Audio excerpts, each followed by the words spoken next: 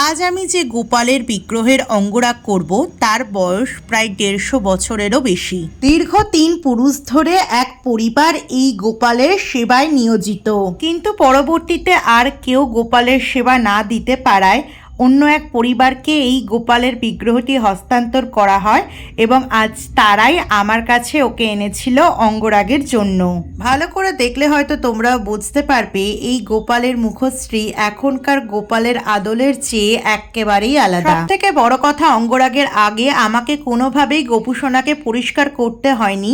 এমনিতেই বিগ্রহটা চকচকে ঝকঝকে, গা দিয়ে যেন গোপুসোনার এক অন্য রকমের আভা বেরোচ্ছে। আমি কোনোভাবেই চাইনি গোপালের বিগ্রহর ঐতিহ্য নষ্ট করতে, তাই এমসিল বা ক্লে দিয়ে নতুন করে কোনো চোখ আমি তৈরি করিনি। বিগ্রহটির মধ্যে যা যা বডি লাইনিং ইন্ডিকেট করা ছিল আমি শুধু সেটা ধরে এঁকে গেছি।